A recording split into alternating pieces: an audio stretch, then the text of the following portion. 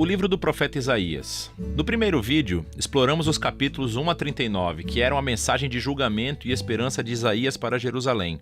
Ele acusou os líderes de Israel de rebelião contra Deus e disse que através da Assíria e depois da Babilônia, o reino de Israel desmoronaria através do julgamento de Deus.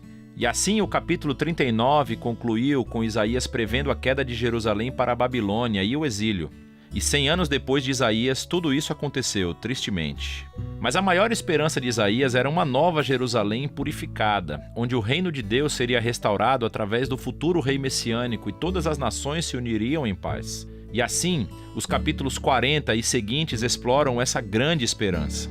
A primeira sessão principal, dos capítulos 40 a 48, abre com um anúncio de esperança e conforto para Israel. As pessoas são informadas que o exílio babilônico acabou e que o pecado de Israel foi tratado. Uma nova era está começando. Então todos devem voltar para Jerusalém, onde o próprio Deus trará o seu reino e todas as nações verão a sua glória.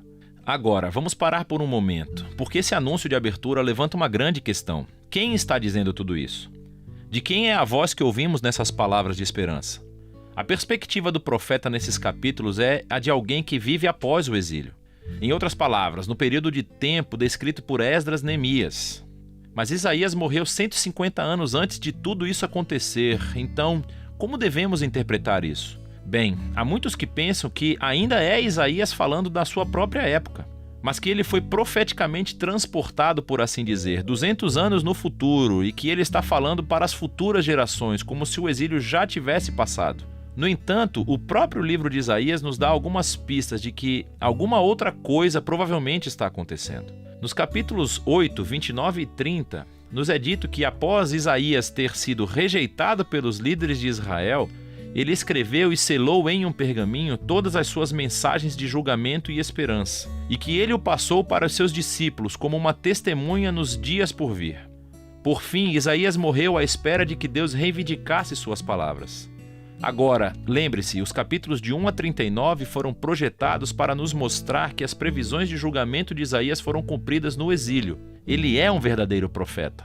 E assim que o exílio terminou, os discípulos de Isaías, que guardaram as suas palavras por tanto tempo, abrem o pergaminho e começam a aplicar suas palavras de esperança na sua própria época. Assim, nessa visão, o livro de Isaías consiste na primeira coletânea das palavras de Isaías, bem como dos escritos de seus discípulos proféticos, que Deus usa para estender a mensagem de esperança de Isaías às futuras gerações. Qualquer que seja o ponto de vista, todo mundo concorda que esses capítulos estão anunciando que a esperança futura chegou, que Deus está cumprindo as promessas proféticas de Isaías. E assim o profeta espera que Israel responda, tornando-se o servo de Deus. Isso é, depois de experimentar a justiça e misericórdia de Deus através da história, eles começarão agora a compartilhar com as nações quem Deus verdadeiramente é.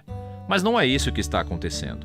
Em vez de testemunhar às nações, Israel está realmente reclamando e até acusando Deus. Eles dizem que o Senhor não presta atenção aos seus problemas. Na verdade, ele está ignorando a sua causa. O exílio babilônico, compreensivelmente, fez com que Israel perdesse a fé em seu Deus. Quer dizer, talvez ele não seja tão poderoso. Talvez os deuses da Babilônia sejam muito melhores do que o nosso Deus. E assim, o resto desses capítulos, de 41 a 47, são criados como uma cena de julgamento.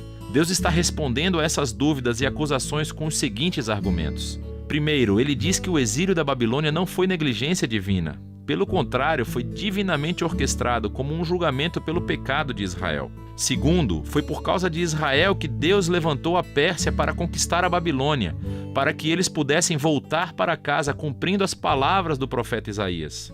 Portanto, a conclusão correta que Israel deve tirar é que o seu Deus é o rei da história, não os ídolos das nações. Na queda da Babilônia e na ascensão do rei da Pérsia, Ciro, Israel deveria ver a mão de Deus no trabalho e assim tornar-se seu servo, dizendo às nações quem ele é. Mas, no final do julgamento, capítulo 48, descobrimos que Israel ainda é tão rebelde e duro quanto seus ancestrais. E assim, Deus os desqualifica como seus servos. Mas Deus ainda está em uma missão para abençoar as nações.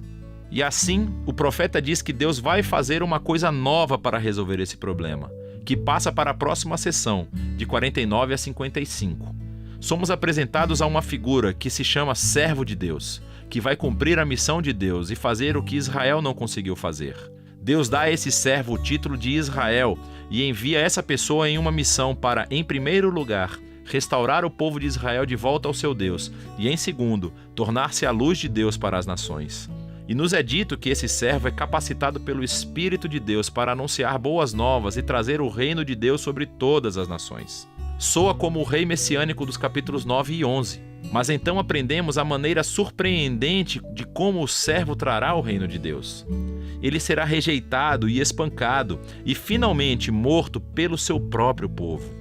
Na realidade, como ele está sendo acusado e condenado à morte, ele está morrendo em nome do pecado de seu próprio povo. O profeta diz que a morte do servo é um sacrifício de expiação pelo mal e rebelião do povo.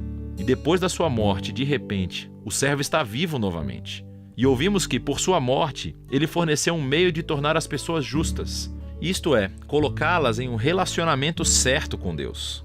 E assim essa sessão conclui descrevendo duas maneiras pelas quais as pessoas podem responder ao servo. Alguns responderão com humildade e abandonarão seus pecados e aceitarão o que o servo de Deus fez em favor deles. Essas pessoas são chamadas de servos e também de semente. Lembre-se da semente sagrada do capítulo 6. Estes são os que experimentarão a bênção do reino messiânico. Mas há outros que são chamados simplesmente de ímpios. Eles rejeitam tanto o servo quanto os seus servos. O que nos leva à seção final do livro 56 a 66, onde os servos herdam o reino de Deus. Esses capítulos são lindamente projetados como uma simetria que reúne todos os temas do livro.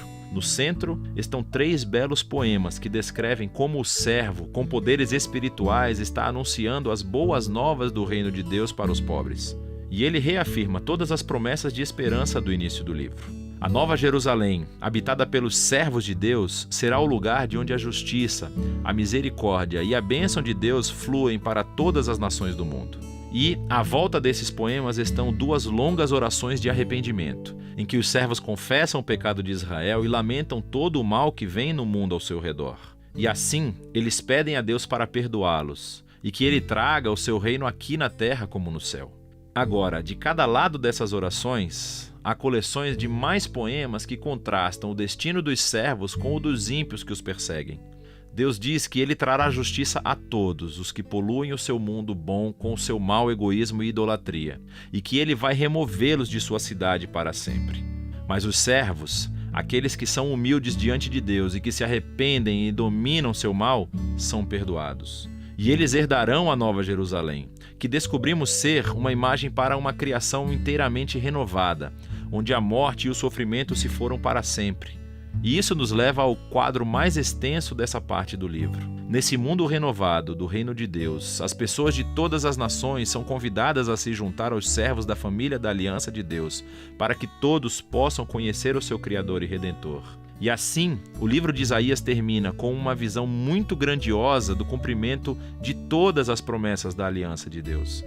Através do rei servo sofredor, Deus cria uma família da aliança de todas as nações que estão aguardando a esperança da justiça de Deus para trazer uma criação renovada, onde o reino de Deus finalmente existe, tanto aqui na terra como no céu. E essa é a esperança muito poderosa do livro de Isaías.